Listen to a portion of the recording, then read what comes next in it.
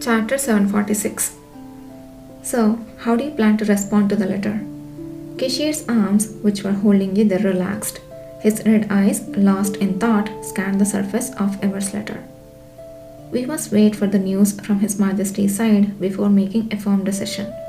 However, I believe it is highly likely that the sage has escaped beyond the capital, and that is what we should prepare for, he reasoned. The confidence in his conclusion, drawn merely from the letter, was notable. Kishir soon explained his reasoning. It's no coincidence that Kachin summoned the sage so opportunely. After spending a long time under such ideal conditions for brainwashing, it's likely he was already in the sage's grasp in some way. Yidhir had already considered this possibility.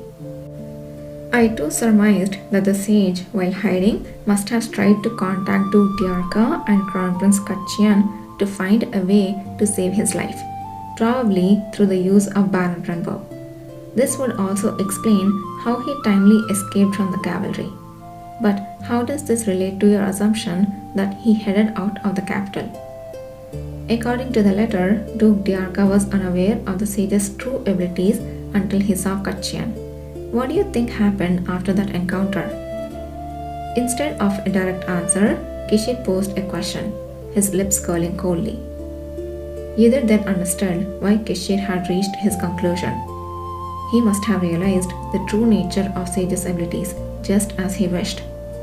It was uncertain how much Duke Diarca had comprehended about the ability to brainwash. However, it was clear he must have realized the sage's power to manipulate the crown prince at will. What could the old fox like Duke had thought upon learning this? One thing was certain, he wouldn't have welcomed it. Duke Diarca's power was realized through Crown Prince Kachian. Would he really want someone else trying to influence the crown prince?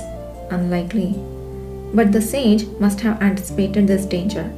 He knew well that to gain power and survive, he must prove that his abilities were useful to the crown prince and most importantly to Duke Diarca and pose no harm. Kishir nodded as if understanding Yidhir's thoughts. Perhaps this incident led the sage to convey a dual message to Duke Diarca. Don't discard me like the others. If concerned, I can use the crown prince to my advantage and simultaneously, but this ability could be immensely beneficial to you. What kind of response could the Duke have to that? The safest approach for Duke Diarca would to separate the sage from the crown prince's side and then demand proof. Exactly. So, it's certain that he's the one who left the palace. Then the sage would seek to prove his loyalty in the best possible place. And where might that be? Yidhir didn't ponder long. Throughout the cycles of life, some individuals never change, despite changing circumstances and motivations. Like Nahan, who claimed to act for the Awakeners but ultimately prioritized his own hatred, and the sage, who deceived those who trusted him in his quest for power. Yidhir felt a strong conviction that the sage, like Nahan, who had vanished southward, was repeating the end of his previous life. With this conviction, he replied in a cool voice, "This place, it seems like the south." The south, where the sage's original stronghold was located, was also where Kishir, the ideal prey for Duke Diarca in the current situation, resided. The sage, intent on proving his trustworthiness, would undoubtedly be unable to resist this temptation. Kishir's eyes softened gently. I think so too. I don't expect things to go as he wishes, but we must be prepared. Indeed, it's already more efficient to handle everything here in one go. Yidhir admired Kishir's ability to describe the explosive situation so calmly. He liked Kishir's confident and relaxed tone. Truth be told, I understand the frustration of Ever and the others. But from my perspective, this situation is not the worst for us. The reason was simple. On the day the sage appeared to meet Duke Diarca, Yidhir suspected that the sage's original purpose was ultimately unfulfilled. The sage sought out Duke Diarca for help, but would Duke Diarca have readily offered assistance upon meeting him? The sage must have known the Duke was not a man of warm heart. Despite the sage's diligent efforts to heal the crown prince, disrupt the cavalry's second recruitment, and go on a mission along with his subordinates at the Sun Palace, his actions always fell short of satisfying Duke Diarca. According to Keol, their first direct encounter was only recently. At that level, their relationship was barely a cautious acquaintance. If the catastrophic failure in the south had already reached the capital, Duke Diarca might have tried to kill the sage even before giving him a chance to flee the city. Yet, if the sage went to Duke Diarca, it was not out of mere confidence. Either more familiar with Awakeners than anyone sensed the sage's real intention was to forcefully persuade Duke Diarca, a euphemism for brainwashing really.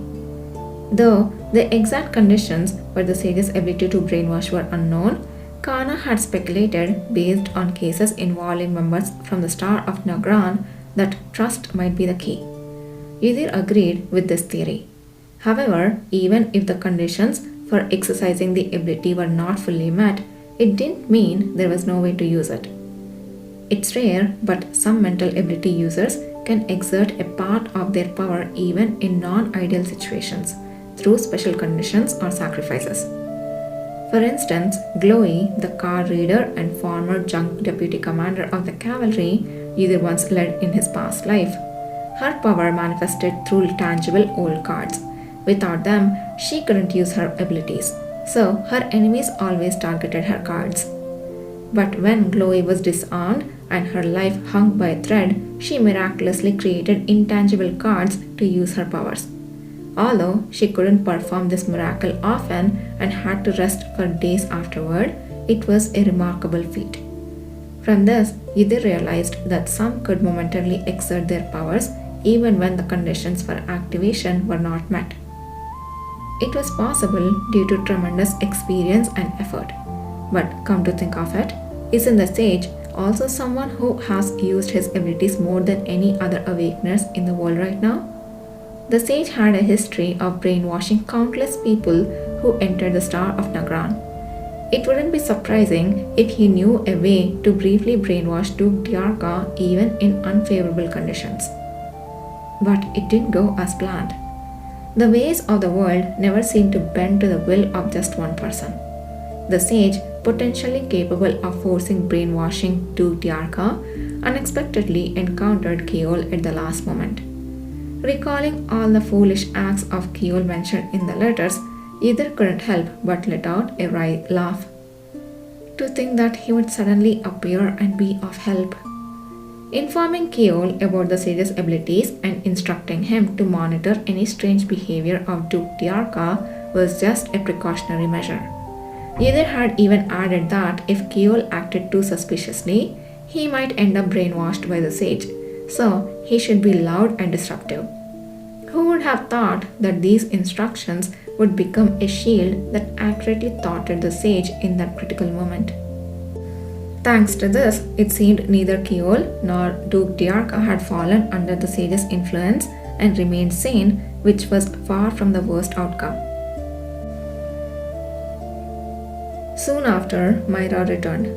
Together, they went outside to assist in cleaning up the southern branch and completely erasing the traces of monsters before disbanding. The south, which had been buzzing with ominous news all day, became momentarily peaceful. The cavalry members, busy imprisoning and interrogating the captors, had no rest, but their eyes still shone brightly, possibly due to the lingering excitement of battle. The same was true for the imperial soldiers and the recruits helping them. The letter from Emperor Kelusa arrived that evening. The emperor first explained that it took time to plant new mediators of his power since the previous ones were discarded, then shared the information he had gathered. Duke Diarca seems to have sent the sage to the south. Kachem protested but is now quiet. The sage seems closer to Duke Diarca's men and subtly hinted he is the real perpetrator of the Sun Palace invasion, but it seems they didn't believe him.